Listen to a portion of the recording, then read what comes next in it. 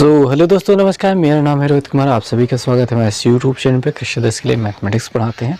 और आज हम जो शुरू करने वाले हैं वो अध्याय है, अध्याय नंबर 13, पृष्ठीय क्षेत्रफल और आयतन।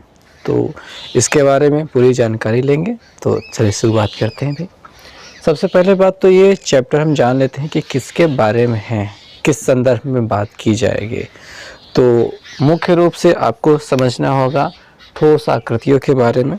तो ठोस आकृतियाँ क्या होती हैं, सबसे पहले ये जान लेते हैं। फिर उसका पृष्ठीय क्षेत्रफल और आयतन के बारे में विधिवत चर्चा की जाएगी, सब कुछ चीज़ें समझी जाएगी। पहले हम ये जान लेते हैं कि ठोस आकृतियाँ किसे कहते हैं। वे सभी आकृतियाँ जो जगह घेरती हैं, मतलब जिनका कुछ मतलब आयतन होता है, आयतन तो एक कह सकते हैं। अब यूँ समझिए कि जो भी जगह घेरती है वही होती है अपनी ठोस आकृतियाँ। ये त्रिविमीय होती है। 3D फिल्में आपने देखी होंगी और उसके बारे में सुना होगा। जिन्होंने 3D फिल्में देखे हैं वो समझ पाएंगे, जिन्होंने नहीं देखी है उनके लिए थोड़ा सा मुश्किल हो जाएगा बात। जैसे आप मुझे अपनी स्क्रीन पे देख रहे हैं तो ये 2 डायमेंशनल है, और यहीं पर अगर उभर के दिखाई दे, कुछ बातें अलग हो, जैसे कि रियल में आपके सामने खड़ा हूँ, तो ये त्रिविमीय हो जाता है। जैसे आसपास की आप कोई भी चीज़ देखें तो जो पड़ी हुई है वो त्रिविमीय है, और हम जो आपको मोबाइल स्क्रीन पे दिखाई दे रहे हैं वो 2D में है, ठीक है, द्विविमीय। अब जैसे हम बोर्ड पे कोई भी आकृति बनाते हैं वो हमेशा 2 होती है, पर हम दिखाने की कोशिश करते हैं, ऐसा प्रयास करते हैं कि वो 3D दिखाई दे। जैसे ये हमने एक घन बनाया। अब ये इसकी आकृति बनाना बहुत ही आसान सा काम होता है, हालांकि ये भी मज़ेदार होता है। एक समय था जब हम भी ये नहीं बना पाया करते थे। तो ये बनाने पर अगर देखेंगे तो थोड़ा सा अलग अलग सा लगता है। सामान्य रूप से देखने पर ऐसा लगता है कुछ नहीं है, मतलब सिंपल सा है। ध्यान से देखने पर ऐसा लगता है घर जैसा उभरा हुआ सा लगता है। एक बार फोकस करते हैं, इस चीज़ को मानते हैं ये आगे है तो पीछे की ओर वाला हिस्सा दिखाई देता है। अब मान लेते हैं कभी कभी ये आगे है तो ये नीचे की ओर, इधर की ओर दबा हुआ दिखाई देता है। मान लेते हैं ये वाला हिस्सा आगे है तो ये नीचे की ओर ऐसे दबा दिखाई देता है। और कभी कभी मान लेते हैं ये आगे है तो ये पीछे की ओर ऐसे अंदर धंसा हुआ दिखाई देता है। तो 3D होता है ये, ठीक। आपको आसपास की जितनी भी चीज़ें दिखाई देती हैं सब त्रिविमीय होती हैं, ओके। अब 2 डायमेंशनल क्या होता है, जो भी आप कॉपी पे ड्राइंग करते हैं, पेज पे ड्राइंग करते हैं। जैसे ये हमने बनाया है, कोई जगह थोड़ी ना घेरा है कि कहीं पे मतलब इसको जब उठा के कहीं रख देंगे तो आपको बैठने की जगह ख़त्म हो जाएगी, तो ऐसा नहीं है। लेकिन हाँ, एक छोटी सी कील, एक छोटा सा कंकड़ अगर उठा के रख देते हैं आपकी सीट के नीचे, तो वहाँ पे बैठने की जगह आपके लिए थोड़ा सा मुश्किल हो जाती है। तो वो बात है। अगर इसको रख देंगे तो कोई फ़र्क नहीं पड़ेगा, तो क्योंकि ये 2 है। हालांकि हमने बनाने की कोशिश की है त्रिविमीय, पर वास्तविकता में तो ये नहीं है ना। तो ये बात होती है। अब कोई भी चीज़ जैसे मार्कर है, ये त्रिविमीय है। तो ये सारी आकृतियाँ जो भी जगह घेरती है, यहाँ तक कि आप खुद एक त्रिविमीय ठोस आकृति है। और उनका पृष्ठीय क्षेत्रफल का अर्थ होता है कि भैया इस जैसे कोई अपना मार्कर ही ले लेते हैं, इसके ऊपर ये पेंटिंग की गई है, इस पर कुछ लिखा गया है। इसको लिखने के लिए हमको जिस जगह मिली हुई है वही इसका पृष्ठीय क्षेत्रफल कहलाएगा। अब सभी चीज़ों के अलग अलग प्रकार के पृष्ठीय क्षेत्रफल होते हैं, तो उनको समझने के लिए आपको ये जानना होगा कि पृष्ठ होता क्या। पृष्ठ माने सतह क्या होती है। हर एक वस्तु में अपने अपने पृष्ठ अलग अलग होती है। 2 प्रकार के पृष्ठ आप पाए जाते हैं। एक होता है समतल पृष्ठ पाए जाते हैं, और दूसरा होता है वक्र पृष्ठ या फिर वक्रतल। वक्र पृष्ठ आप कह सकते हैं या वक्रतल कह सकते हैं। अब समतल क्या है, जैसे ये बोर्ड है, ये समतल है। ये हमने ठोस बना के रखा है एक घर, इसकी सारी सतह समतल है। ये कलम हमारे पास है, ये वाला हिस्सा समतल है, चपटा है, इधर वाला चपटा है, पर ये तो नहीं है, ये वक्रतल या वक्र पृष्ठ कहलाएगा, जो गोल गोल है, ठीक है। तो ये वक्र है। अब आपकी गिलास होगी, बाल्टी हो गई, कटोरी हो गई, ठीक है। तो और आपने पढ़ा था उसमें विज्ञान में गोली दर्पण जो होते हैं वो सब क्या, उनकी सबकी सतह क्या होती है, वक्र होती है, ठीक है। तो 2 प्रकार के तल आपको देखने को मिलते हैं, समतल और वक्र पृष्ठ, या फिर पृष्ठ और तल दोनों एक ही चीज़ होती है। पृष्ठ कहा जाए या फिर तल कहा जाए, दोनों सेम चीज़ें होती है। ये ना कहें कि भैया ये समतल क्यों कहलाता है और ये वक्र पृष्ठ क्यों कहलाता है, वक्रतल क्यों नहीं कहलाता। तो वक्रतल भी कहा जाता है और इसे समपृष्ठ भी कहा जाता है, पर वो क्या है ना, बोलने का तरीका होता है। कभी कभी कुछ लोग कैसे भी बोल देते हैं, मतलब एक चीज़ बोलते बोलते आदत पड़ जाती है, वो बोलना अच्छा लगता है, फिर बाकी सारी चीज़ें अच्छी नहीं लगती है। तो वक्र पृष्ठ का मतलब हो गया ऊपर ऊपर की सतह। जैसे कि हम कोई भी सामान खरीदते हैं, आमतौर पे जब भी सामान खरीदते हैं वो आयताकार, ये घनाभाकार डिब्बे में पैक होता है। ये घनाभाकार आकृति वाला डिब्बा होता है सामान्य रूप से। अब इस डिब्बे के ऊपर हमें अबरी कागज या फिर रंगीन पन्नी लगाना है, गिफ्ट पैक करके देना है। तो मिनिमम कितने क्षेत्रफल के हम पन्ने लें कि एक बार में कवर करने पे पूरी तरीके से चिपक जाए, और बस उतना सा हमको ज़रूरत होगी। तो वो कहलाता है इसका पृष्ठीय क्षेत्रफल। अगर पूरे पे लगाना है तो संपूर्ण पृष्ठीय क्षेत्रफल कहलाता है। और फिर बात आ जाती है आयतन की। आयतन क्या होता है? आयतन का यूँ समझे कि इसने कितना जगह घेरी है, ठीक है, नीचे ऊपर की ओर उठ करके कितनी जगह घेरी है, यही इसका आयतन कहलाता है। और एक सामान्य स्थिति ये भी बताई जाती है कि आप ऐसे समझ सकते हो कि आयतन किसे कहते हैं कि किसी भी वस्तु के अंदर जितनी जगह खाली होती है, जितना उसमें कोई भी चीज़ भरा जा सकता है, वो उसका आयतन होता है। ठीक है, इसका आयतन और इसका भी आयतन होता है। अब 2D जो होती है, 2D में जो आकृतियाँ होती हैं उनका कोई आयतन नहीं होता, उनका क्षेत्रफल होता है। जैसे ये बोर्ड है, तो बोर्ड के ऊपर ये जो जगह है ये क्षेत्रफल है इसका। ठीक, और कोई भी चीज़, जैसे कोई डिब्बा हो सकता है या फिर कमरा हो सकता है, कमरा ले लीजिए, उसमें कितनी हवा भरी गई है, वो उसका आयतन हो सकता है। ठीक, तो ये सारी चीज़ें होती हैं, आपके लिए पढ़ने के लिए आगे मिलने वाली है। बारी बारी से हम एक एक करके सभी चीज़ों को डिटेल्स में समझेंगे। तो ठोस आकृतियाँ उठाएंगे, उसमें कौन कौन से तल किनारे क्या क्या होते हैं, सारी चीज़ें आज देखते चलेंगे। सो दोस्तों, चलिए अब जानते हैं घनाभ के बारे में। घनाभ कैसी आकृति होती हैं?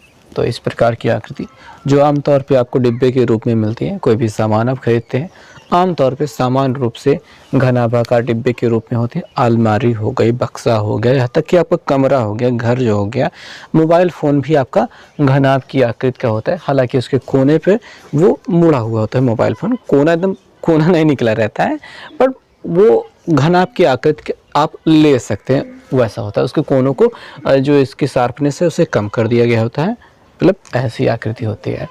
तो चलिए बात समझ लेते हैं कि क्या क्या चीज़ें होती हैं इसमें। देखिए, आपके जो कोने होते हैं वो कितने होते हैं। कोनों को हम यहाँ पे शीर्ष कह सकते हैं, कोने कहा जाता है, शीर्ष कहा जाता है। ठीक है, कोई ऐसा कहा जाता है। तो भाई देखेंगे कि कितने शीर्ष हैं आपके पास। यहाँ पे देखेंगे 1 है, 2 है, 3 है, 4 है। 4 तो नीचे हो गए और 4 ही हो गए ऊपर, तो 4 4 हो गए 8। ठीक, और कोर मतलब होती है भुजा, भुजा मतलब होता है किनारा। देखिए, कोर को भुजा भी कहा जाता है, किनारा भी कहा जाता है। ठीक है, और भुजा, कोर, किनारा ऐसा कहा जाता है। तो इसमें कुछ भी हो सकता है, कहा जा सकता है। तो इसमें कितनी कोरें होती हैं, कितनी भुजाएं होती हैं, वो आपको पता करना होगा। तो आप यूँ समझिए कि आपको इस घनाभ को बनाने के लिए कितने लाइनों की आवश्यकता होगी। कभी कभी इसकी पंक्तियाँ भी कहा जाता है। तो भाई देखें, नीचे है 1 2, ये 3, ये 4, ऊपर भी 4 4 8 हो गया है। ये 4 ही ऊंचाइयाँ हैं, तो 8 4 12 हो गया। या फिर ऐसे ना समझ में आए तो बना के देख लें कि भाई 1 2 3 4, ये 4 हो गया, ये 5 6 7 8 9 10 11 12 कोरे लगी इसको बनाने के लिए। 12 किनारे हैं।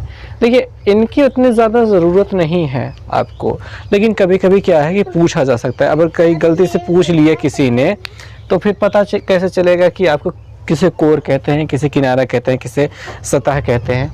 अब आगे बात कर लेते हैं सतह या फिर फलक की। देखिए, सतह मतलब ये ऊपर वाला पृष्ठ, नीचे वाला पृष्ठ, आगे पीछे दाएं बाएं, ये टोटल जो 6 सतहें दिखाई दे रही हैं वो क्या होती हैं आपकी सतह, या फिर फलक भी कहा जाता है, पृष्ठ भी कहा जाता है। तो इनकी संख्या होती है कितनी? 6। अगर ये आपको याद रखना है तो आप यूँ समझें कि जो आपके पास लूडो की गोटी होती है वो घनाकार होती है, ठीक है, घन के आकार की होती है और उसमें 6 गिनतियां तक लिखी रहती हैं, 1 से लेकर 6 गिनतियों तक लिखा जा सकता है। तो उसकी 6 सतहें होती है, वैसे ही इसकी भी 6 सतहें हो सकते हैं, या फिर आप ऐसे गिन सकते हैं भैया ऊपर नीचे आगे पीछे दाएं बाएं, टोटल हो गई 6। तो ये हो गए सतहें। अब बात कर लेते हैं इसकी भुजाएं क्या होती हैं, कि माप क्या होती है, क्या होता है मुख्य रूप से चीज़ें। तो यहाँ पे देखेंगे ये जो दिखाई दे रहा है ये इसकी लंबाई है, सबसे लंबी भुजा को लंबाई कहा जाता है। लंबाई कुछ स्पेशल नाम किसी को नहीं दिया जाता, जो भी सबसे लंबा दिखाई दे जाए उसी को लंबाई कह देते हैं। और यहाँ पे एक और हिस्सा दिखाई दे रहा है, उसी के बराबर लंबाई है, ये भी लंबाई है और ये भी लंबाई है। टोटल 4 के चारों लोग जो हैं वो लंबाई हैं। तो इनकी लंबाइयाँ 4 होती हैं। हालांकि हमको ऐसे नहीं गिन के रखना है कि 4 ठे लंबाई 4 ठे ऊंचाई 4 ठे चौड़ाई होती है, ये कभी नहीं पूछते। बस आपकी जो लंबाई होती है उसको L से रिप्रेजेंट करते हैं, और अगर उसको नापना होगा मापना होगा तो मीटर सेंटीमीटर या फिर किलोमीटर में ही मापेंगे, ठीक है। ये नहीं होगा कि आप उसकी मीटर स्क्वायर कर सकें। तो एक बार को हम यहाँ पे सब कुछ मीटर में लेकर चलते हैं तो लंबाई मीटर में रहेगी। चौड़ाई जो है ये वाला हिस्सा दिखाई दे रहा है, ये भी टोटल 4 होते हैं चौड़ाइयाँ, और इनको B से दिखाया जाता है, ठीक है। L फॉर लंबाई लेंथ होती है, अंग्रेजी में लेंथ से L लिया गया है, और ब्रेथ होती है चौड़ाई, उससे ब्रीथ मैंने सांस लेना, तो ब्रेथ होती है चौड़ाई, और उसी से B लिया गया है, और B मीटर कह सकते हैं। ऊंचाई की बात कर लें तो हाइट होती है H, ठीक है। ये जो 1 2 3 4 ठो दिखाई दे रहे हैं ये इसकी ऊंचाई है, तो ये H मीटर इसकी ऊंचाई हो जाएगी। अब आयतन की बात कर लेते हैं। आयतन मतलब वो कितना जगह घेरी है, उसमें कितने भी कोई सामान आ सकता है, या फिर उसका कितना उसमें कोई पानी आ सकता है वगैरह वगैरह, ये जो चीज़ें होती हैं ये इसका आयतन होता है। तो आयतन के लिए जो फार्मूला रहता है वो लंबाई गुणित चौड़ाई गुणित ऊंचाई होता है, और इसको शॉर्ट फॉर्म में L, B और H कह दिया जाता है। अब तीनों क्या है, मीटर में से तीनों का डायरेक्ट गुणा हो रहा है, तो ये हो जाता है मीटर क्यूब, ठीक है। तो जो आपका वॉल्यूम, यानी देखिए आयतन को V से रिप्रेजेंट किया जाता है, ये तो लिखना भूल गए। आयतन को V फॉर वॉल्यूम, आपने रिमोट में देखा होगा आवाज़ को बढ़ाने के लिए उसमें वॉल्यूम लिखा होता है प्लस और माइनस, तो वॉल्यूम माने आयतन, वही अपना वॉल्यूम, ठीक है। तो आयतन होता है और V फॉर वॉल्यूम होता है और वही आयतन होता है, और उसी के बराबर LBH होता है, मीटर क्यूब में रहेगा, ठीक है। अब बात कर लेते हैं संपूर्ण पृष्ठ की। संपूर्ण पृष्ठ क्या होता है, देखिए आगे वाला पृष्ठ का क्षेत्रफल, पीछे वाले का, ऊपर नीचे दाएं बाएं सभी पृष्ठों का क्षेत्रफल को जोड़ लिया जाए तो जो प्राप्त होता है वो उसका संपूर्ण पृष्ठीय क्षेत्रफल होता है। तो आइए कैलकुलेट करते हैं। कैसे कैलकुलेट करेंगे भाई, देखिए सामने वाली जो सतह है उसका क्षेत्रफल निकालते हैं, या फिर पहले तो हम नीचे वाले ये ज़मीन जो होती है उसको निकाल लेते हैं। इसमें आपको लंबाई दिखाई दे रही है और चौड़ाई दिखाई दे रही है। ये वाले पार्ट का एरिया आप निकालना चाहते हैं तो उसमें लंबाई और चौड़ाई है, इसलिए इसका फॉर्मूला देखिए क्षेत्रफल हो जाएगा लंबाई गुणित चौड़ाई। और सेम टू सेम छत भी होती है, तो 2 बार लंबाई चौड़ाई को जोड़ना है। एक बार ये हो गया, फिर लंबाई गुणित चौड़ाई हो गया, और उसके बाद लंबाई चौड़ाई हो गया। अब साइड वाला अगर आ जाते हैं, ये वाला एरिया, ये वाला देखेंगे तो इसमें चौड़ाई गुणित ऊंचाई दिखाई दे रही है, चौड़ाई गुणित ऊंचाई दिखाई दे रही है, तो आप कह सकते हैं BH हो रहा है इसके लिए, और चौड़ाई गुणित ऊंचाई, और सेम टू सेम इधर रहता है, ठीक है। दाएं अगर हो गया तो बाएं वाली दीवार भी सेम टू सेम वैसे ही होती है, और वो भी हो जाएगी BH। और अगर आप सामने वाली दीवार की बात करें तो उसमें ऊंचाई है और लंबाई है, क्या है, ऊंचाई है और लंबाई है, और सेम टू सेम पीछे है, तो हम HL प्लस HL लेते हैं, और इन सभी को जब जोड़ते हैं तो ये देखें 2LB हो जाता है प्लस 2BH हो जाता है प्लस 2HL हो जाता है। इन सभी को अगर 2 कॉमन ले लिया जाए तो 2LB plus BH plus H L करके फॉर्मूला मिल जाता है, जो इसके संपूर्ण पृष्ठीय क्षेत्रफल का फॉर्मूला होता है। तो हम लिखेंगे यहाँ पे क्या होता है formula, 2LB plus BH plus HL, ये होता है इसके संपूर्ण पृष्ठीय क्षेत्रफल का फॉर्मूला, संपूर्ण पृष्ठ जो कि रहना चाहिए मीटर स्क्वायर में, ठीक है, क्योंकि लंबाई चौड़ाई मीटर में होती हैं, गुणा होकर मीटर स्क्वायर, फिर ये भी मीटर स्क्वायर, फिर ये भी मीटर स्क्वायर, और गुणे में घातें जुड़ती हैं, मीटर स्क्वायर हो गया, लेकिन जोड़ घटाने में नहीं बदलती हैं, वो घातें 2 ही रहेंगी। ओके, अब बात कर लेते हैं चारों दीवारों का क्षेत्रफल, चारों दीवारों का या फिर चारों फलकों का, या फिर पार्श्व पृष्ठीय क्षेत्रफल भी कहा जाता है। पार्श्व माने होता है बगल में, पार्श्व माने बगल में, मेरे बगल में कोई बैठा है, मेरे पार्श्व माने बगल होता है। तो कोई कमरा है, कमरे में पार्श्व चारों दीवारों का क्षेत्रफल या फिर पार्श्व पृष्ठ कहा जाए। पार्श्व मतलब बगल, जो नीचे है वो नीचे है, जो ऊपर है वो ऊपर है। बगल में कौन है, इधर वाली दीवार, इधर वाली, सामने वाली, पीछे वाली, ऐसे 4 दीवारें हो सकती हैं जिसको चारों दीवारों का क्षेत्रफल कहा जाता है, या फिर पार्श्व पृष्ठीय क्षेत्रफल कहा जाता है, या फिर चारों पृष्ठों का क्षेत्रफल भी कहा जाता है, ऊपर और नीचे वाला छोड़ करके ये कहा जाता है। और ऐसी स्थिति में आपको निकालना है, ठीक है। तो आइए देखते हैं कि यही वाला फार्मूला तो यूज करना है, लेकिन यहाँ पे देखिए कौन सी चीज, सामने वाली दीवार में लंबाई गुणते ऊंचाई होगी, हमको नीचे वाले छोड़ना है, यही लंबाई गुणते चौड़ाई वाला, ये जमीन है जो लंबाई गुणते चौड़ाई, ये हटा देते हैं, और जो छत है लंबाई गुणते चौड़ाई वाला, वो वाला पार्ट हटा देते हैं। बाकी जो बचा कुचा है वो चारों दीवारों का क्षेत्रफल होगा, ठीक है। तो इस वाले पार्ट को हटा देते हैं, ऐसे हटा देते हैं। तो अब देखेंगे कि यहाँ से 2 कॉमन हो रहा है और h कॉमन हो रहा है, h निकाल लेते हैं, और l प्लस b ऐसा दिखाई दे रहा है। फिर से समझते हैं, देखिए 2h कॉमन हो रहा है, 2h कॉमन ले लिया, l b plus h l है, या फिर l प्लस b कह दीजिए, सब सही है। और अगर आप किताब में देखेंगे तो फार्मूले को थोड़ा सा ऐसे लिखा गया है, 2l plus b into H करके लिखा गया। तो मतलब लिखने का एक तरीका होता है, आप कैसे भी लिखना चाहे वैसा लिख सकते हैं, बट चारों दीवारों का क्षेत्रफल यही होता है। मतलब सामने वाली दीवार, पीछे वाली दीवार, दाएं बाएं, ऊपर नीचे वाला वही छोड़ देना। ऊपर नीचे वाले में लंबाई गुणते चौड़ाई होता है, वही हमने लंबाई गुणते चौड़ाई वाला छोड़ दिया हिस्सा, बाकी ये बन जाता है। तो फॉर्मूला हो जाता है 2l plus b into h, और ये जो पृष्ठीय क्षेत्रफल है ये भी मीटर स्क्वायर में ही रहेगा। ओके, इतना बात समझ में आ गई। और एक चीज़ और होती है, छत सहित चारों दीवारों का क्षेत्रफल भी आपसे पूछा जा सकता है।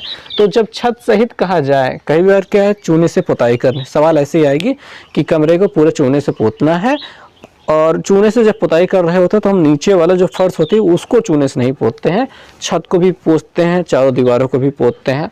तो ऐसे में इसी में जोड़ देना होगा छत का जो क्षेत्रफल होगा, जिसमें लंबाई गुणते चौड़ाई के अलावा कुछ होता ही नहीं है, लंबाई गुणते चौड़ाई होती है, तो एल बी ऐसे जोड़ दिया जाता है।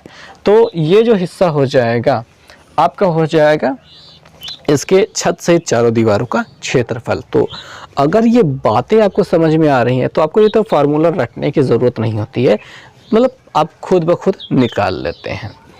ओके, तो ये चीज़ें हो गई। अब एक चीज़ और कर लेते हैं, इनके चारों दीवारों का जो क्षेत्रफल है, चारों दीवारों का क्षेत्रफल है या फिर पार्श्व पृष्ठीय क्षेत्रफल है, इसको एक तरीके से और समझ लेते हैं, क्योंकि वो जो हिस्सा है आगे के बेलन में और शंकु में बहुत ज़्यादा काम आने वाला है। बेलन में तो काम आएगा, शंकु में हालांकि नहीं काम आएगा, लेकिन उसके प्रायः प्रिज्म में एक हिस्सा आएगा, उसमें बहुत ज़्यादा काम आएगा। तो बात समझ लेते हैं कि इसके जो चारों दीवारों का क्षेत्रफल हमने बताया, इसे पार्श्व पृष्ठीय क्षेत्रफल भी कहा जाता है। और यहाँ पे अगर ध्यान से देखेंगे तो ये जो हिस्सा दिखाई दे रहा है और ये जो हिस्सा दिखाई दे रहा है, ये दोनों अलग अलग चीज़ें अगर समझें तो ये 2l प्लस b क्या है, ये देखिए आधार है वो आयताकार, आधार क्या है, आयताकार है, जिसमें लंबाई है और चौड़ाई है। तो आयत का परिमाप होता है 2l plus b, 2l plus b होता है, और उसमें ऊंचाई से गुणा कर दिया गया है। यानी मुख्य रूप से आप ये समझें कि जब चारों दीवारों का क्षेत्रफल का है या फिर पार्श्व पृष्ठीय क्षेत्रफल का है, बेलन के संदर्भ में अगर हम लेने वाले हैं तो बेलन के संदर्भ में आएगा वक्र पृष्ठीय क्षेत्रफल। तो ऐसी स्थिति में आपको आधार का परिमाप गुणते ऊंचाई करना होगा, ये आपको समझना होगा। ठीक है, आधार का परिमाप इसे कहा जा सकता है कि ये जो पार्श्व पृष्ठीय क्षेत्रफल, चारों दीवारों का क्षेत्रफल, ठीक है, या फिर चारों पृष्ठों का जो क्षेत्रफल आ रहा है, आप इसको पार्श्व पृष्ठीय क्षेत्रफल ही समझें या फिर पृष्ठीय वक्र पृष्ठीय क्षेत्रफल समझें बेलन के संदर्भ में। तो ऐसे में होता है कि आधार का परिमाप गुणते ऊंचाई होता है। ठीक है, ये बात समझ में आ गई। अब ये चीज़ यहाँ पे जब बेलन का वक्र पृष्ठीय क्षेत्रफल निकालने लगेंगे तब अच्छे से समझ में आएगा। और एक चीज़ और समझ लेते हैं कि इस आयतन के संदर्भ में एक चीज़ और समझ लेते हैं। अगर इसको समझेंगे, जैसे आपने इसको समझा वैसे ही इसको समझें, यहाँ पे गुणे का निशान लगा लेते हैं, तो ध्यान से समझेंगे कि अगर हमें इसका आयतन निकालना है तो यहाँ पे क्या दिखाई दे रहा है, LB मतलब आधार का क्षेत्रफल। आधार क्या है, आयताकार है, इसका क्षेत्रफल क्या होगा, लंबाई गुणित चौड़ाई।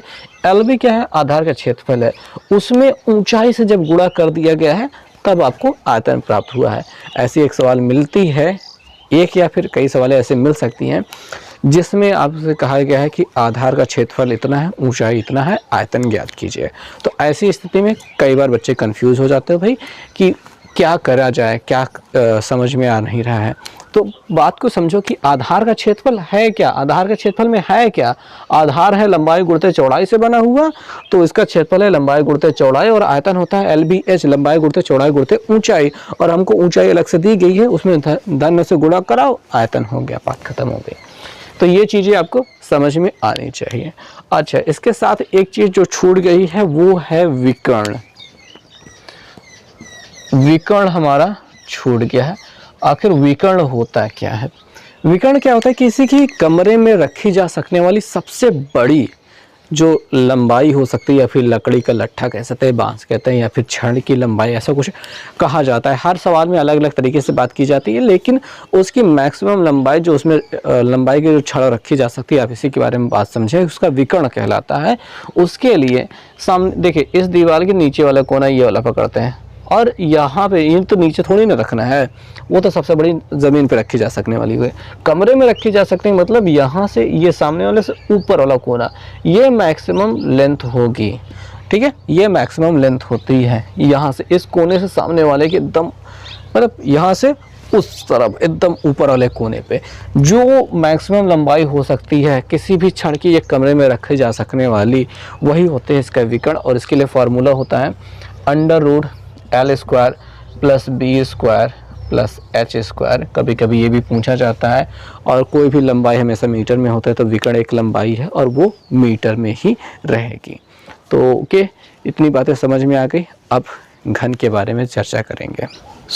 घनाभ को अच्छे से समझ लेने के बाद आइए घन पे चलते हैं। और घन घनाभ का एक छोटा सा हिस्सा है, जहाँ पे घनाभ में सभी लंबाई चौड़ाई और ऊंचाई अलग अलग होती है। घनाभ की एक गुण होता है कि उसके सभी भुजाएं बराबर होती हैं और सारी चीज़ें लगभग सेम टू सेम मिलती हैं घनाभ के जैसे ही। और उनके लिए घन के लिए थोड़ा सा फार्मूला थोड़ा सा क्या आते हैं, चेंज हो जाता है ए के अकॉर्डिंग, बाकी सारा चीज़ वही रहता है।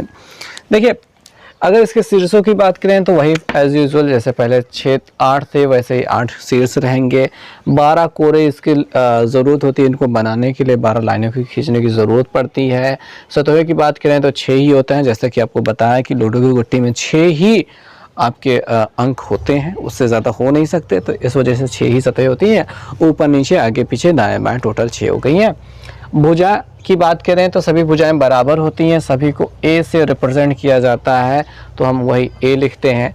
आयतन की बात करेंगे तो वही लंबाई गुणित चौड़ाई गुणित ऊंचाई वाला मामला हो जाता है। इसमें फिर से लंबाई भी ए है, चौड़ाई भी ए है और ऊंचाई भी ए है, तो ऐसी स्थिति में A³ आपको प्राप्त हो जाता है, यानी ये A³ रहेगा। ठीक है, आयतन A³ रहेगा। भुजा है, देखिए अगर A मीटर है तो आयतन A³ जो होगा वो मीटर क्यूब में हो जाएगा। संपूर्ण पृष्ठीय क्षेत्रफल की बात करें तो सामने वाली जो सतह है उसके लंबाई और चौड़ाई में दोनों में ही आपको A मिल जाएगा, जिसकी वजह से सामने वाली सतह का जो पृष्ठीय क्षेत्रफल है वो A गुणित A यानी कि A² हो जाएगा। क्या हो जाएगा? A² सामने वाली सतह। पीछे वाली सेम टू सेम वैसे रहे, ऊपर नीचे दाएं बाएं 6 की 6 सतहें सबके क्या होते हैं? सेम एकदम सेम होती हैं, जिसकी वजह से क्या होता है कि इनको 6 बार जोड़ा जाता है और ऐसी स्थिति में संपूर्ण पृष्ठीय क्षेत्रफल जो मिल जाता है वो 6a² हो जाता है। हालांकि ये मीटर स्क्वायर में रहता है, इसका जो मात्रक है आपको मीटर स्क्वायर में मिल जाएगा, ठीक है। और चारों दीवारों के क्षेत्रफल की बात करें तो पार्श्व पृष्ठीय क्षेत्रफल की बात करें या फिर वक्र पृष्ठीय क्षेत्रफल आप कह सकते हैं, इन सेंस ऑफ सिलेंडर या फिर बेलन के संदर्भ में बात कर रहे हैं। बट अगर चारों दीवारों के क्षेत्रफल की बात करें तो चारों दीवारें जो होती हैं इसकी सेम टू सेम हो गई तो भैया बस a² में ही आप गुणा कर दो 4 से, तो 4a² कर दोगे तो आपका क्या हो जाएगा, चारों दीवारों का क्षेत्रफल हो जाएगा जो कि मीटर स्क्वायर में ही रहेगा। विकर्ण की बात भाई बाद में करते हैं, फिलहाल छत सहित चारों दीवारों के क्षेत्रफल की जो बात करें तो उसमें केवल 5, ठीक है, चारों दीवारें प्लस एक की छत यानी कि 5a² मिल जाएगा, यानी छत सहित चारों दीवारों का क्षेत्रफल अगर लेते हैं तो 5a² हो जाता है। और फिर विकर्ण की बात करें, विकर्ण के बारे में देखें तो भाई विकर्ण देखिए उसका था l² + b² + h², यहाँ पे भी a² + a² + a², 3 टाइम्स रहेगा। अब ये सेम टू सेम गिनतियाँ जुड़ जाएंगी तो 3a² दिखाई देगा और a², ठीक है, एक पर स्क्वायर घाते 2 है तो ये बाहर आ जाएगा और a मिल जाएगा और √3 मिल जाएगा, यानी विकर्ण इसके लिए क्या रहेगा, a√3 काम करेगा, ये रहेगा इसका विकर्ण। और भाई बात ये समझ लें कि जब यहाँ पे था घनाभ में, यहाँ से देखें l² + b² + h², तो ऐसी स्थिति में इनके ऊपर भी स्क्वायर था, ये क्यों बाहर नहीं है, कारण ये है इनका प्लस, ये पहले वर्ग किए जाएंगे, जोड़े जाएंगे, फिर जाके बाहर आएंगे। और यहाँ पे गुणे भाग में तो आराम से बाहर आ ही सकते हैं, बट जोड़ घटाने में जब रहेगा तो बाहर नहीं आएगा, ऐसी पॉसिबिलिटी नहीं है। तो ये हो गई बातें। और क्या छूट रहा है, हाँ एक चीज़ छूट रहा है चारों दीवारों का या फिर वक्र पृष्ठीय क्षेत्रफल की अगर बात करें तो यहाँ पे आधार का परिमाप जो होगा वो क्या है, 2a है और इसकी ऊंचाई, सॉरी मैं क्या कर रहा हूँ, आधार का परिमाप 4a होना चाहिए, लंबाई चौड़ाई ये सब कुछ जोड़ने पर 4a होगा और इसकी ऊंचाई a है, उसमें गुणा कर देंगे तो मतलब ये 4a² प्राप्त हो रहा है। बस ये बताने की ज़रूरत थी। हालांकि ठीक है, आधार का परिमाप अच्छे से समझे। आधार है एक वर्गाकार, एक वर्ग की आकृति है, उसमें लंबाई चौड़ाई और ये फिर लंबाई फिर चौड़ाई सबके सब a है, इन चारों को जोड़ा जाएगा तो 4a मिलता है, वर्ग का परिमाप 4a होता भी है, तो 4a लिया और अपने पास एक घन है और इसकी ऊंचाई क्या है, a है, तो 4a का a से गुणा करने पर 4a² हो जाएगा, जो कि ऐसे लिखा गया है, ठीक है। एक दूसरे सेंस में अगर हम चारों दीवारों का क्षेत्रफल निकालना चाहें तो, बाकी इस सेंस में जो किया है वो आपने बिल्कुल ठीक किया है। तो ये घन जो होता है घनाभ के जैसा ही पूरा बिल्कुल घनाभ का ही फोटोकॉपी है, बट इसकी सभी भुजाएं बराबर होती हैं, जिसकी वजह से भुजाएं जब बराबर हो जाती हैं तो चीज़ें थोड़ी आसान हो जाती हैं। अगर आप घनाभ का सूत्र लगा करके इनको हल करने का प्रयास करेंगे तो सेम टू सेम वैसे ही हल होंगे, बस वही बात होगी कि आपको थोड़ा सा ज़्यादा काम करना पड़ जाएगा, मतलब काम दोनों पे ही कर जाएगा अच्छे से अगर आप करना चाहें तो घन के बारे में जो भी जानकारी थी हमने आपको बता दी, ठीक है, समझ में आ गई होगी। अब आगे के ठोस को देखते हैं। ओके दोस्तों, तो अब हम बात करेंगे लंबवृत्तीय बेलन के बारे में, जिससे बेलन भी कहा जाता है। और बेलनाकार आकृति आमतौर पे आपको हर जगह देखने को मिल जाती है। आपकी कलम, हमारा मार्कर और जितने भी खंभे होते हैं आमतौर पे जो गोल बनाए जाते हैं वो बेलनाकार होते हैं, तो इन्हीं आकृतियों को बेलन कहा जाता है। सामान्य स्थिति इसके जानेंगे, ये ऐसी होती है। अब इसका जो आधार होता है वो सर्कुलर शेप का होता है, वृत्ताकार होता है, ठीक। अब वृत्त की परिधि क्या होती है, ये वाला लाइन वृत्त की परिधि होती है, इसका केंद्र होता है, इसकी त्रिज्या होती है, इसका व्यास होता है, व्यास ये पूरा होता है, और इसका क्षेत्रफल होता है। सभी चीज़ आपको पता होनी चाहिए। खैर देखते हैं कि इसकी त्रिज्या क्या होती है, r होती है, ठीक है, त्रिज्या r होती है, व्यास को d से रिप्रेजेंट करते हैं और ये होता है कितना भैया 2 × r, त्रिज्या का 2 गुना होता है। फिर बात कर लेते हैं अगर परिधि की, परिधि को सर्कमफ्रेंस c से दिखाया जाता है और वो हो जाता है 2πr। और अगर बात कर लेते हैं इसके एरिया की तो एरिया a से क्षेत्रफल, एरिया ए से दिखाया जाता है और वो हो जाएगा पाई आर स्क्वायर। ये सारी चीज़ें वृत्त के बारे में आपको पता होनी चाहिए जो यहाँ पे प्रयोग की जानी है। तो भाई बात यह है कि हमारे पास यहाँ पे है आधार की त्रिज्या, जो महत्वपूर्ण चीज़ है। तो एक टर्म आ जाता है कि वृत्त जो बेलन होता है उसका आधार वृत्ताकार होता है, तो आधार की एक त्रिज्या होती है जो कि आर से रिप्रेजेंट की जाएगी। दूसरा, और इसकी ऊंचाई आ जाती है। ऊंचाई क्या है, कितना ऊंचा बनाया गया, जैसे हमारा मार्कर है ये कितना ऊंचा है, ठीक, ये हो जाती है इसकी ऊंचाई, एच से रिप्रेजेंट की जाएगी। वक्रपृष्ठ, वक्रपृष्ठ माने क्या होता है, ये जो चारों ओर का एरिया होता है यही क्षेत्रफल वक्रपृष्ठ कहलाता है। इस किनारों का, बगल बगल के दीवारों का, जिसको पार्श्व पृष्ठ भी कहा जाता है, वक्रपृष्ठ भी कहा जाता है। तो ये कैसे निकाला जाएगा, आपको पहले ही बताया था कि आधार का परिमाप गुणते ऊंचाई।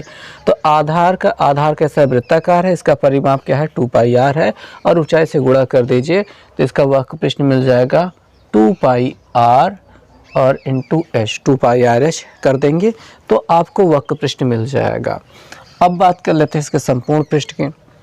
तो देखिए संपूर्ण पृष्ठ क्या होता है भाई, बात यह है कि इसका जो ये वक्रपृष्ठ है 2 पाई आर एच, इसको ले लीजिए, साथ में ये जो ऊपर वाला आधार है भैया इसका क्षेत्रफल क्या होता है, पूरा क्षेत्रफल ही तो लेना है, पाई आर स्क्वायर। ध्यान से देखेंगे पूरा एरिया हमें लेना है यहाँ पे, तो ये हो जाएगा पाई आर स्क्वायर, और नीचे वाला भी सेम टू सेम वैसा ही पाई आर स्क्वायर है। सभी क्षेत्रफलों को जोड़ दीजिए, वक्रपृष्ठीय क्षेत्रफल, आधार का ऊपर वाला नीचे वाला, दोनों का क्षेत्रफल जोड़ेंगे। इस पूरे को जोड़ने के बाद जो मिलेगा वही हमारा संपूर्ण पृष्ठ होगा। तो ये सेम टू सेम गिनतियाँ हैं, जुड़ जाएंगी करके 2 पाई आर स्क्वायर, और 2 पाई आर इसमें से कॉमन लेंगे, क्या कॉमन लेंगे, 2 पाई आर कॉमन लेंगे तो आर यहाँ पे बचेगा, एच यहाँ पे बचेगा। इसको सही ढंग से लिखने का तरीका क्या होता है, R plus H, H plus R भी लिखा जा सकता है, कोई दिक्कत नहीं, जोड़ने की ही तो बात है। आप कैसे भी जोड़े उत्तर वही मिलेगा, लेकिन संपूर्ण पृष्ठ के लिए ये होगा।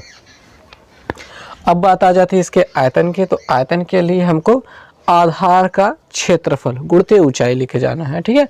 आधार का क्षेत्रफल क्या है, पाई आर स्क्वायर है, उसमें ऊंचाई से गुणा कर देंगे तो हमें मिल जाएगा, देखिए पाई आर स्क्वायर आधार का क्षेत्रफल है, उसमें ऊंचाई से गुणा कर देंगे तब जाके हमें पूरा आयतन मिल जाएगा। तो लंबवृत्तीय बेलन यानी कि बेलन के लिए यही मुख्य चीज़ें होती हैं, वक्रपृष्ठ, संपूर्ण पृष्ठ और आयतन।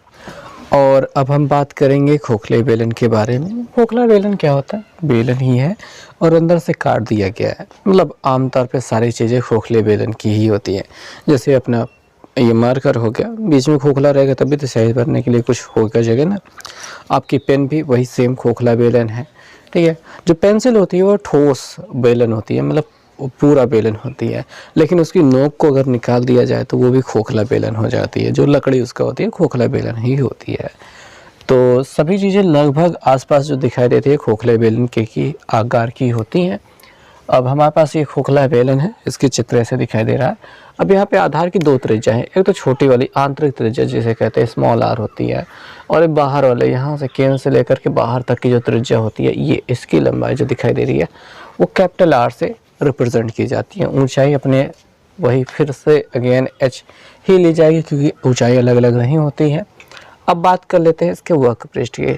तो इसके 2 प्रकार के वक्रपृष्ठ देखने को मिलते हैं, एक बाहर का वक्रपृष्ठ होता है, एक अंदर का वक्रपृष्ठ होता है। तो हमको दोनों वक्रपृष्ठों को जोड़ना है तब जाके इसका वक्रपृष्ठ हमको खोखले बेलन का प्राप्त होगा। तो बाहर वाला जो वक्रपृष्ठ है वहाँ पे देखिए वक्रपृष्ठ का क्षेत्रफल 2 पाई आर एच, ये बाहरी वाला होगा क्योंकि कैपिटल आर हमने लिया है। आंतरिक वाला 2 पाई स्मॉल आर एच, ये आंतरिक वक्रपृष्ठ होगा। ओके, तो दोनों में 2 पाई कॉमन हो रहा है, ऐसे कॉमन ले लिया है, R plus R, small R plus capital R और इंटू एच, ऐसे करके लिख दिया। तो ये जो प्राप्त हुआ है ये हमारा है इसका वक्रपृष्ठ। तो आप वक्रपृष्ठ में लिख सकते हैं 2 pi R small R plus capital R into H, ये हो गया इसका वक्रपृष्ठ, ठीक। अब बात कर लेते हैं इसके संपूर्ण पृष्ठ की।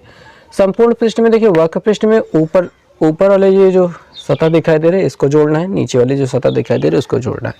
क्या जोड़ना है अगर हम ध्यान से समझें तो ये वाला एरिया देखिए बीच में तो खोखला है, कुछ है नहीं मटेरियल, बट ये किनारे पे ये जो हिस्सा दिखाई दे रहा है ये तो रहेगा भाई, ये तो कहीं जाएगा नहीं। ये वाला एरिया आपको रखना होगा। यही का क्षेत्रफल अगर आप निकाल पाते हैं तो आप संपूर्ण पृष्ठ के लिए वक्र पृष्ठ में उसे जोड़ दीजिए। तब इसका क्षेत्रफल निकलेगा कैसे? अब ये वलय के आकार के दिखाई देता है कि वलय मतलब होता है छल्ला, रिंग, ऐसा दिखाई देता है। तो इस पार्ट का क्षेत्रफल निकालने के लिए हमें करना क्या चाहिए? हमें करना ये चाहिए कि हम बाहर वाला कैपिटल आर के साथ जो क्षेत्रफल मिल रहा है उसमें से स्मॉल आर वाला क्षेत्रफल घटा दें, यानी pi capital R square minus pi small R square. Pi common लेंगे तो capital R square minus small R मिल जाएगा, जो कि आपके इस ऊपर वाले हिस्से जिसको कह सकते हैं कि आधार का क्षेत्रफल होगा। अब ऊपर भी आधार सेम टू सेम, नीचे भी वैसा ही है, इसी को 2 बारी जोड़ा जाएगा। तो भाई आगे 2 लगा दीजिए, ठीक, बस इतना सा हो गया, 2 बार हो गया। संपूर्ण पृष्ठ के लिए वक्र पृष्ठ आपने लिया है 2 pi R, R plus H, R plus capital R into H, इसमें ये वाला पार्ट 2 के साथ में, ठीक है, जोड़ देते हैं, यानी कि 2 पाई कैपिटल आर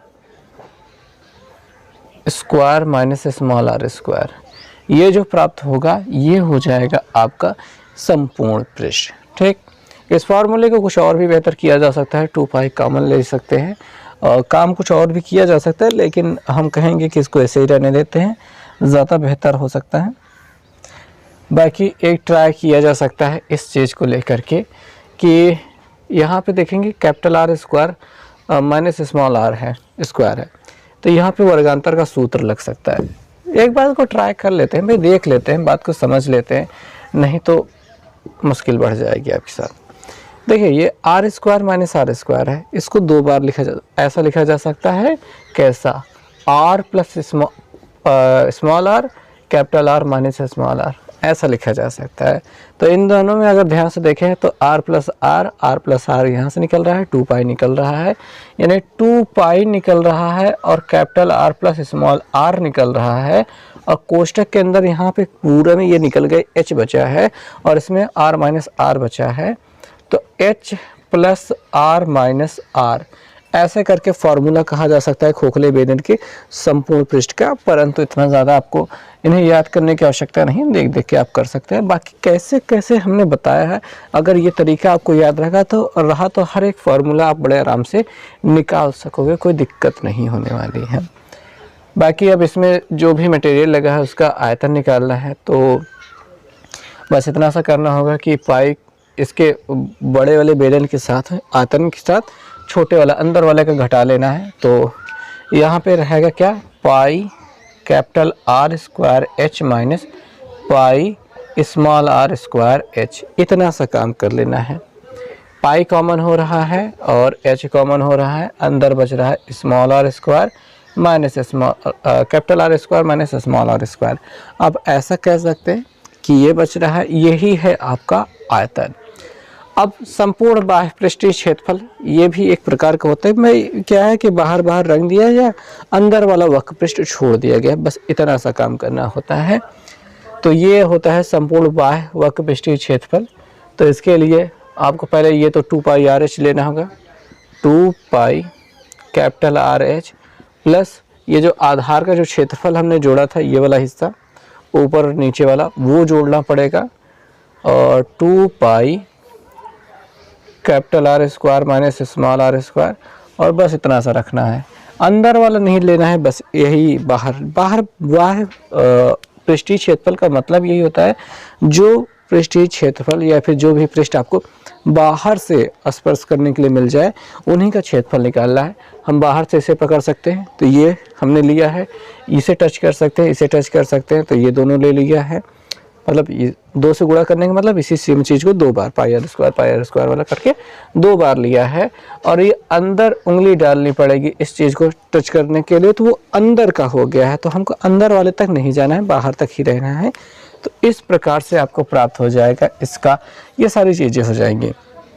बहुत ही आसान है, इनको याद करने की बिल्कुल ज़रूरत नहीं, बस इनको कैसे निकाला जा रहा है अगर आप ये ध्यान रखेंगे तो एग्ज़ाम में भी आप इन प्रश्नों को बड़े आराम से कर पाएंगे अगर आते हैं तो ये समझ में आ गया। अब आगे वाले हिस्से पे चलते हैं। तो चलिए आइए देखते हैं कि क्या, तो चलिए आइए देखते हैं लंबवृत्तीय शंकु क्या होता है। शंकु मतलब होता है अपना ये जोकर वाली टोपी, या फिर तंबू लगा दिया जाए, या फिर अपना ये पेन के जो टिप है यहाँ वाला इतना एरिया जो दिखाई देता है, ये वाला शंकु के आकार का होता है। या फिर बर्थडे वाली टोपी आप तो आपकी फेवरेट है, या फिर सबसे शुरुआती में हम लोग सीखते थे रुच्चो चना वाला जो चुरमुरा बेचने वाला जो ऐसे कागज़ को लपेट के बनाता है, वो वाला जो है ये शंकु कहलाता है। अब शंकु के आधार की त्रिज्या क्या होती है? ये आधार वृत्ताकार होता है, उसकी त्रिज्या क्या होती है? इसे देखिए लंबवृत्तीय, यहाँ पे वृत्ताकार है इसी वजह से इसको लंबवृत्तीय कहा जाता है। लंबवृत्तीय शंकु यानी थोड़ा सा लंबा है और आधार वृत्ताकार है, और ये जो मिला है यह शंकु है। तो लंबवृत्तीय शंकु आधार जो होता है वृत्ताकार होता है और इसकी त्रिज्या r होती है, तो इसलिए आधार की त्रिज्या यहाँ पे r लेंगे।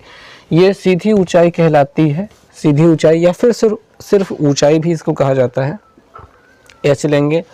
और तिर्यक ऊंचाई, ये जो तिरछी ऊंचाई दिखाई दे रही है तिर्यक ऊंचाई होती है, और इसे l कहते हैं। क्या कहते हैं? l कहते हैं। याद रखिएगा कि जब भी तिर्यक ऊंचाई के बारे में बात की जाएगी तो वहाँ पे लिखा जाएगा प्रश्न में कि शंकु की तिरछी ऊंचाई या फिर तिर्यक ऊंचाई इतनी है, तब हम l बराबर लेंगे। या फिर अगर कहीं जब भी ऊंचाई कहा जाए, सिर्फ ऊंचाई कहा जाए, तिरछी या तिर्यक ना कहा जाए, तो हमें h ही लेना है उसे। ठीक है, यह सबसे महत्वपूर्ण बात है, यहाँ पे हमेशा कन्फ्यूज़न रहता है, लेकिन अब कन्फ्यूज़ ना रहिएगा। अब बात कर लेते हैं इन तीनों के बीच के रिलेशन की, जो सबसे ज़्यादा महत्वपूर्ण हो जाता है इसमें। अगर आप ध्यान से देखेंगे तो ये समकोण त्रिभुज बनाते हैं, और समकोण त्रिभुज बनाते हुए ये पाइथागोरस प्रमेय को संतुष्ट करते हैं। और ऐसी स्थिति में यहाँ पे 90 अंश का बन रहा है, तो यहाँ पे L अपना कर्ण हो जाएगा, यानी कि जो इक्वेशन इनका बन रहेगा L square plus H square plus R square बन जाएगा। और ये इनके बीच का रिलेशन हो गया जो सबसे महत्वपूर्ण है, क्योंकि आमतौर पे जब वक्र पृष्ठ की बात कर लेते हैं तो वक्र पृष्ठ होता है पाई आर एल, और ये कहाँ से बना है उसकी उपपत्ति तो इतनी आसान नहीं है, तो जाने देते हैं।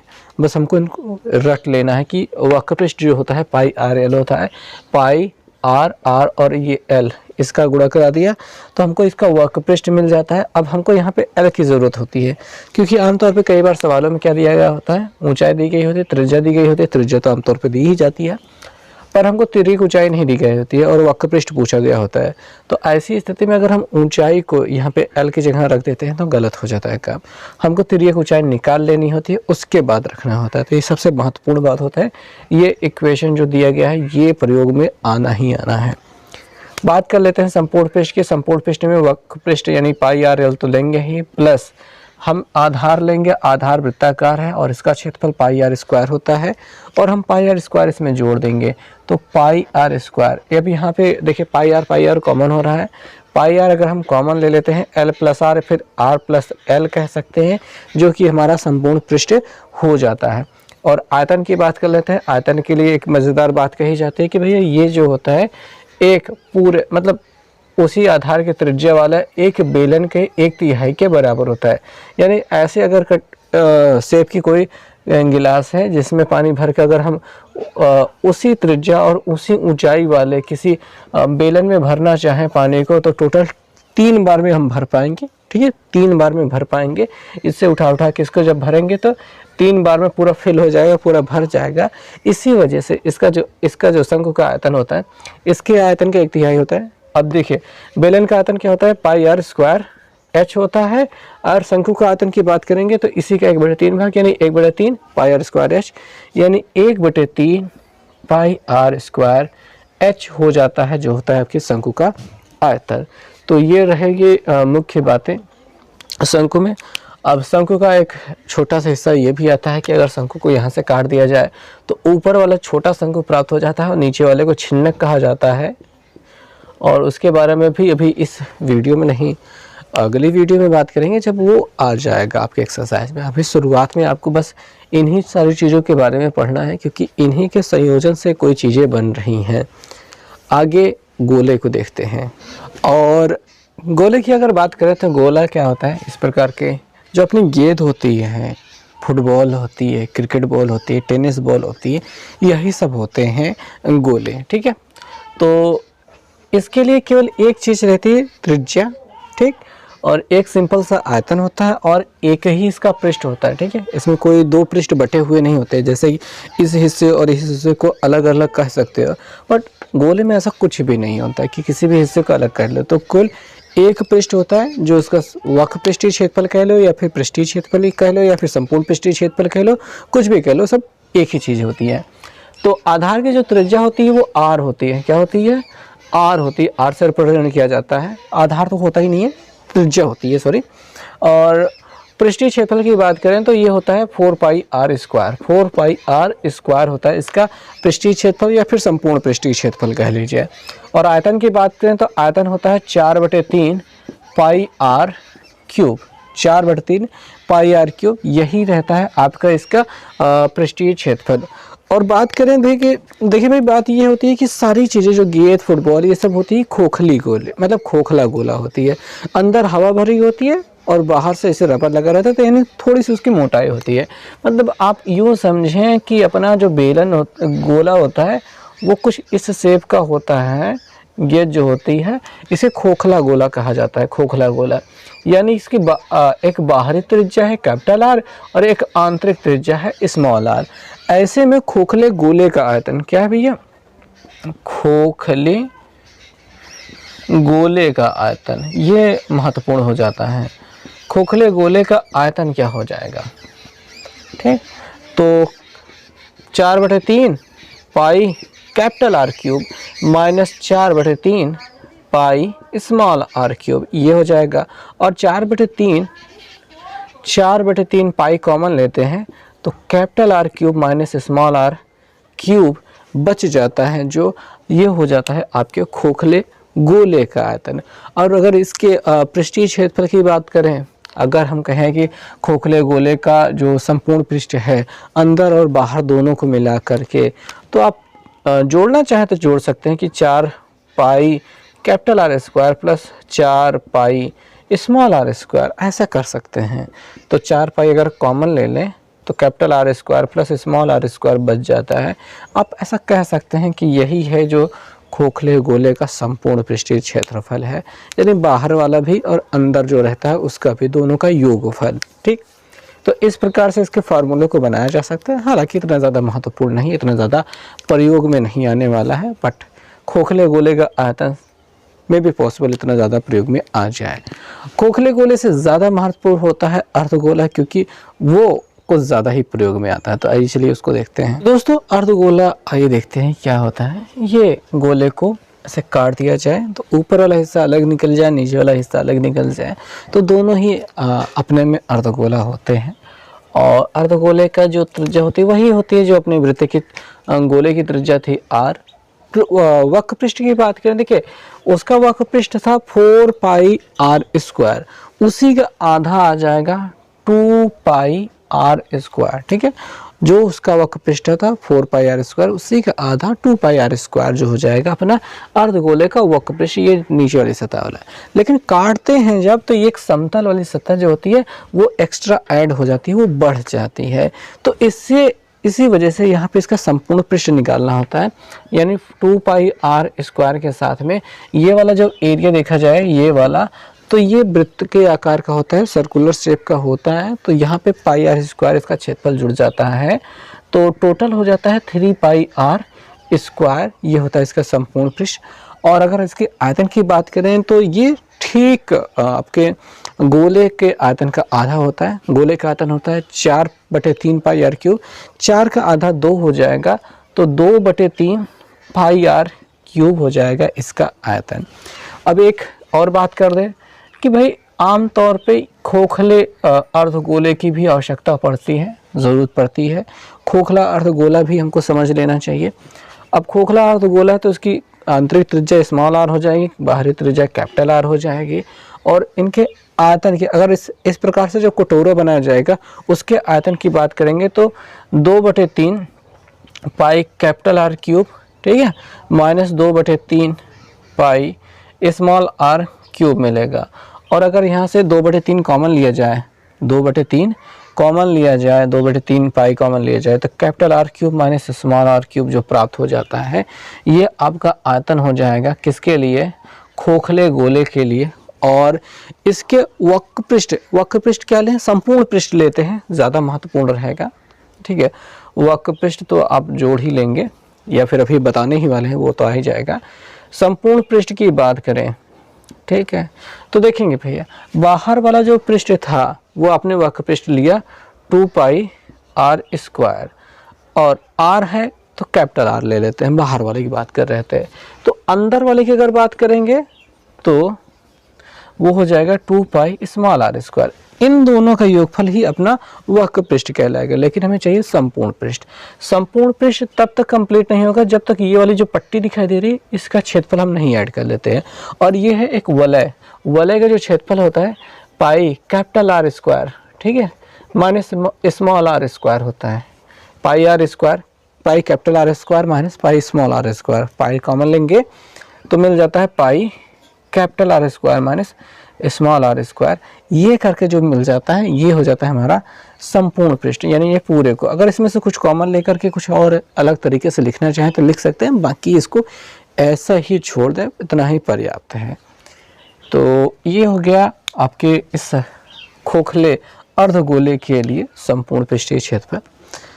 तो इतनी सारी चीज़ें जब आपने पढ़ ली हैं तो अब थोड़ा सा प्रश्न कर लिया जाए। अरिहंत की किताब से प्रश्नावली शुरुआत करेंगे।